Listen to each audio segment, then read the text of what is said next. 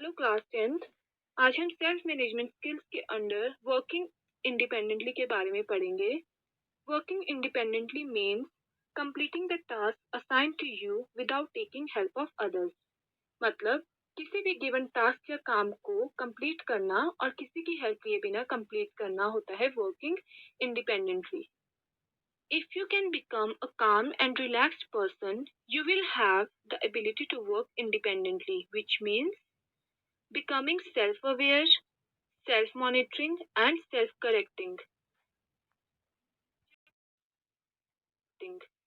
जब आप independent person होते हो, जब आप इंडिपेंडेंट पर्सन बनते हो तो आप में कुछ एबिलिटीज हैं वो होनी ही चाहिए, जैसे सेल्फ अवेयरनेस। सेल्फ अवेयरनेस का मतलब है कि आप अपने बारे में कितने अवेयर हो, आपको अपनी स्ट्रेंथ, वीकनेसेस और अपने बारे में आपकी अच्छी क्वालिटीज, बैड क्वालिटीज, आपके इंटरेस्ट, आपको पता होता है कि आपको क्या काम करना है, आपको क्या काम कैसे करना है, वो सब चीजें आती है सेल्फ अवेयरनेस में।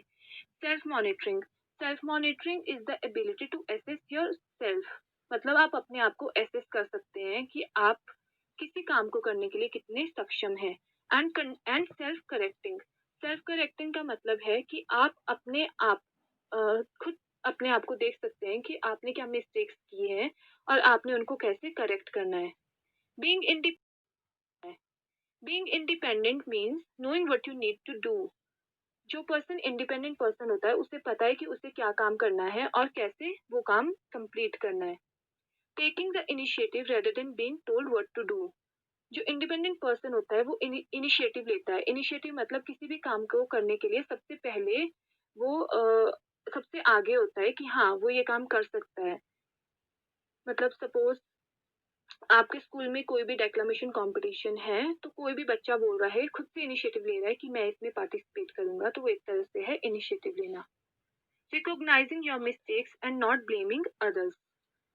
इंडिपेंडेंट पर्सन अपनी मिस्टेक्स को रिकॉग्नाइज कर सकता है, मतलब खुद जानना अपनी मिस्टेक्स को और अपनी मिस्टेक्स के लिए किसी और को ब्लेम ना करना। Having the ability and the will to learn continuously.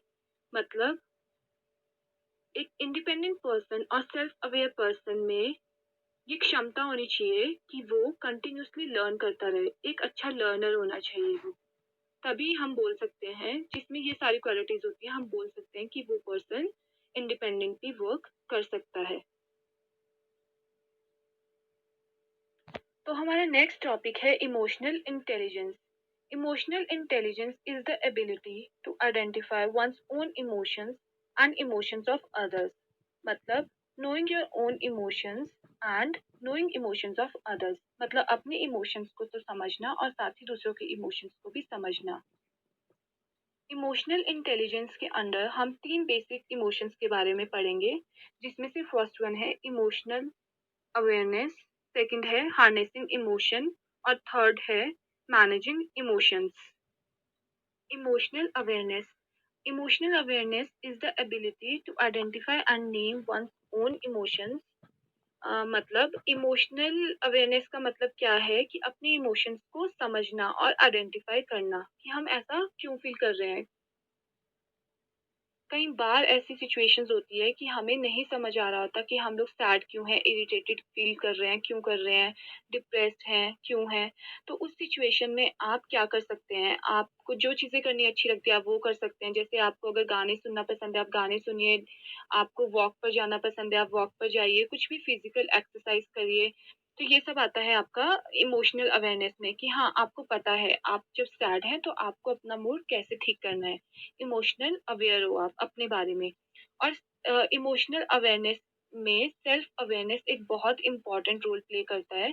तो सबसे इम्पॉर्टेंट चीज़ है अपने आप को पहले जानो, सेल्फ अवेयर होना बहुत इंपॉर्टेंट है। अगर आपको डिफिकल्टी है अपने बारे में, आप नहीं समझ पा रहे हो, तो आप अपने पेरेंट्स से, अपने ब्रदर्स सिस्टर्स से, जिनसे आपको लगता है कि आपको जेन्युइन रिस्पॉन्स मिलेगा, मतलब जेन्युइन मतलब बिल्कुल वो सही रिस्पॉन्स देंगे आपको, आप उनसे उसके बारे में पूछ सकते हैं। एक आप अपनी डायरी लगा सकते हैं जिसमें आप अपनी फीलिंग्स के बारे में लिख सकते हैं। जब आप सैड हो तो आप वो डायरी लिख सकते हो, आप अपने आप को जज कर सकते हो कि आप ऐसा किस सिचुएशन में आप कैसा फील कर रहे थे और आपको अपने इमोशंस को कैसे कंट्रोल करना है। सपोज़ आप सोशल मीडिया बहुत ज़्यादा यूज़ करते हैं, पर आपको पता है कि सोशल मीडिया यूज़ करने से आपका मूड ऑफ हो जाएगा, आप सैड हो जाएँगे। तो आप वो चीज़ मत करो, आप सोशल मीडिया अकाउंट्स बिल्कुल भी यूज़ मत करो। तो ये होता है एक इमोशनल अवेयरनेस कि आप अपने आप को लेकर कितने अवेयर हो, आपको पता है आप किस चीज़ से हैप्पी हो, किस चीज़ से सैड हो। आपको जो काम करना अच्छा लगता है, आप वो कीजिए, जो चीज़ आपको जब आप सैड हैं, आपको वो चीज़ और डिप्रेस्ड और सैड कर रही है, तो आप वो चीज़ उस टाइम पे मत कीजिए। नेक्स्ट है harnessing emotions. Harnessing emotions is the ability to apply emotions to task like thinking and problem solving. मतलब कि जब आपको पता है आप किसी चीज़ को लेकर बहुत ज़्यादा सैड हैं, तो आपने अपनी उस सिचुएशन में अपने इमोशंस को कैसे कंट्रोल करना है और आपने अपना माइंड चेंज कैसे करना है कि आप उस सिचुएशन से कैसे निकलें और अपने आप को कैसे बिज़ी रखें कि आप उस सिचुएशन से बाहर निकल सकें। जैसे मैंने आपको बताया कि अगर आप किसी चीज़ को लेकर सैड हैं, इमोशनली डिप्रेस्ड हैं, तो आप उस सिचुएशन में आपको क्या करना अच्छा लगता है? आप फिज़िकल मूवमेंट कीजिए, एक्सरसाइज़ कीजिए, डांस कीजिए और वॉक पर जाइए। आपको जो कुकिंग पसंद है, आप कुकिंग कीजिए। तो वो सब चीज़ें हैं आपकी आती है हार्नेसिंग इमोशंस में।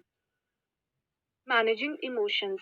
Managing emotions is the ability to regulate one's own emotions when necessary and help others to do the same.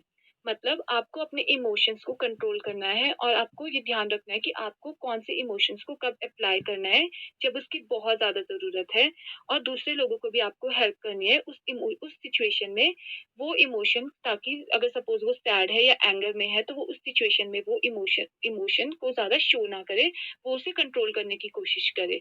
अब मैनेजिंग इमोशंस के अंदर आपकी 3 चीज़ें आती हैं, जैसे है understand your emotions, rationalise and practice.